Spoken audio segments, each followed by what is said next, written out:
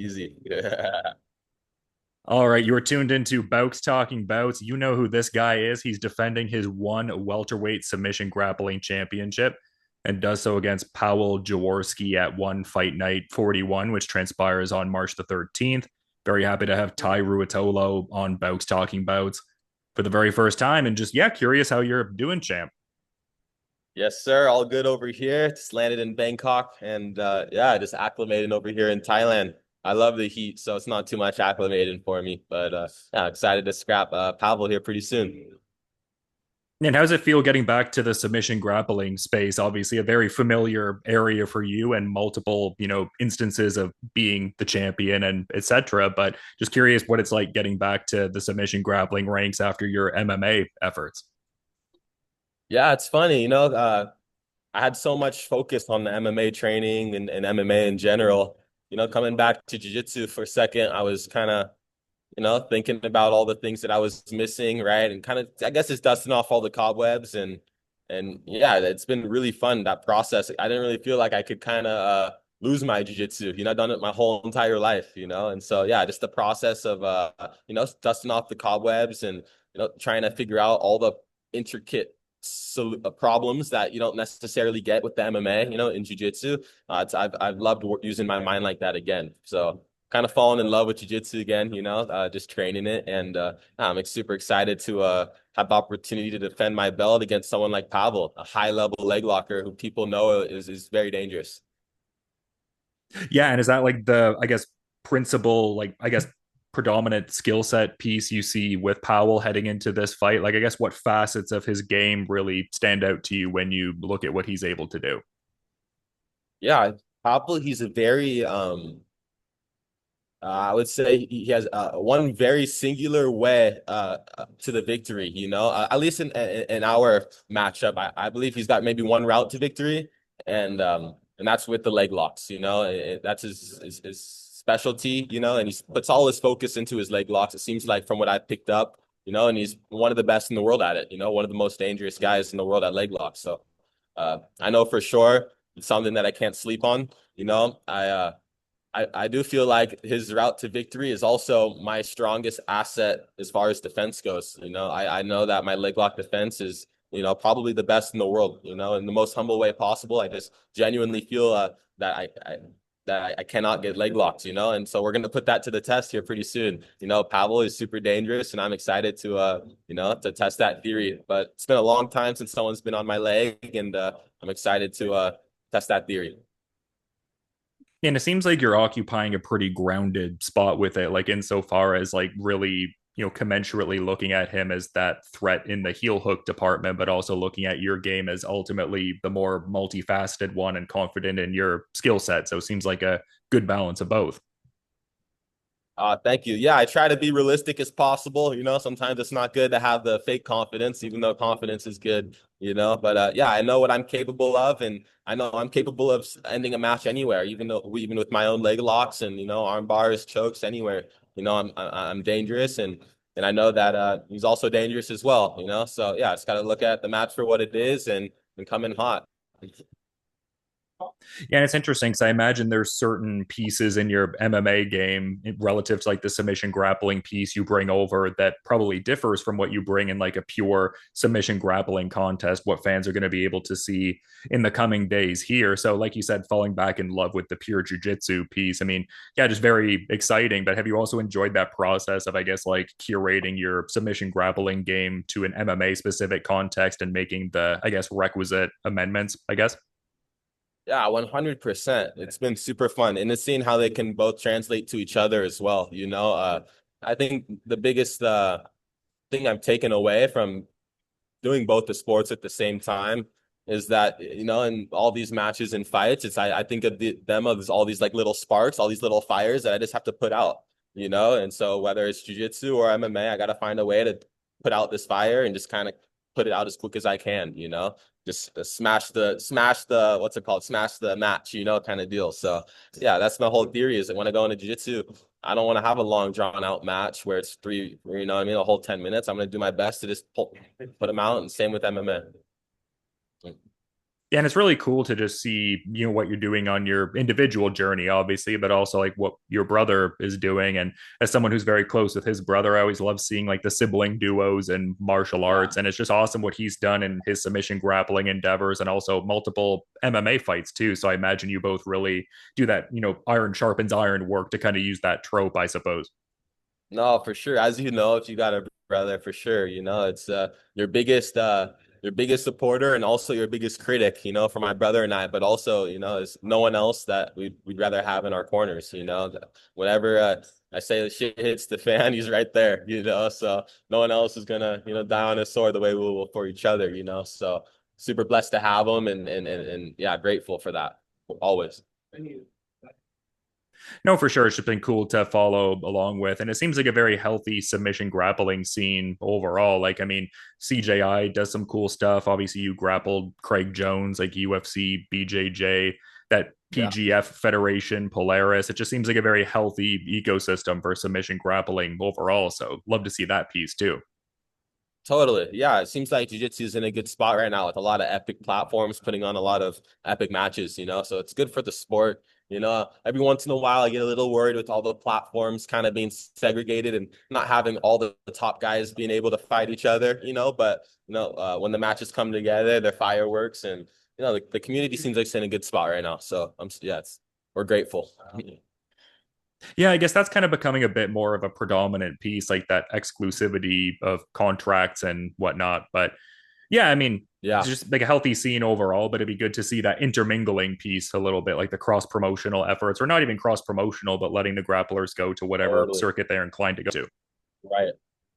No, that's why we're super grateful for one and this that being able to have the freedom to do, the CJIs and the ADCCs as well as defend our belt for one championship. They understand that in the jiu-jitsu realm, we do need to compete, a lot, and we feel like, so we appreciate the freedom to do so, 100%. Yeah, no, for sure. It's great stuff. And just curious to, get your thoughts on someone that you had competed against, just in the context of people you've tested skills with in that one circle. Like you had a very intriguing contest against Reinier de Ridder, and he fought recently against Caio Borralho at UFC 326. Just Mhm. curious to get your thoughts on that if you happen to catch it, but perhaps not because you're in the throes of preparing, I suppose.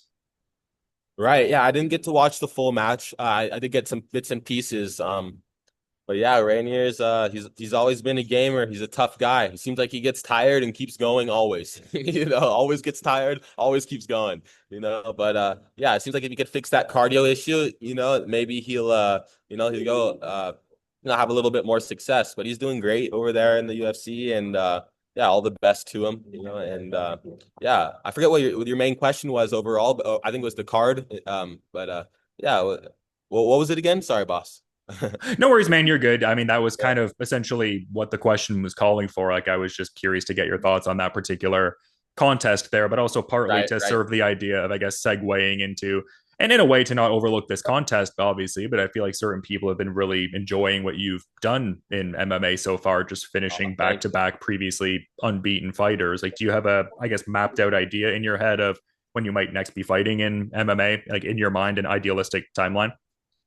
Right now things are just kind of coming as they come, So the next opportunity I get, I'll take, whether that's in 3 weeks, 4 weeks, or 2 months, So hopefully I can get on a card sooner than later. I think there's a Japan card in April that would be epic. Yeah. Yeah, that's interesting. Is there like a particular opponent or someone you see yourself testing skills against in that situation, or more of just the idea of going to Japan and that being like a cool thing to have on your resume, I suppose? Yeah, I love Japan. So anytime I can get over there and compete, I'm gonna do my best to carve out a window, and yeah, with that being said, I haven't really put too much thought into an opponent yet. I know I want a formidable one for sure. I want an opponent that is towards the top of the division. I want an opponent that's better than my last two for sure. And I know that I didn't fight slumps, so I want a gamer, So yeah, I'm excited. Whoever it is, ready to take it and get back to scrapping. Yeah, no, and I think your broader career speaks to that for sure, just like that gamesmanship and everything like that. But you still very much have like a kind of lighter, almost like playful mindset with everything, which is kind of refreshing. Like, how do you keep that, I guess, grounded kind of approach and stuff like that? And I guess just avoid maybe that like burnout kind of factor. Like, I guess, what would you attribute that sort of piece to? Oh man, that's a great question.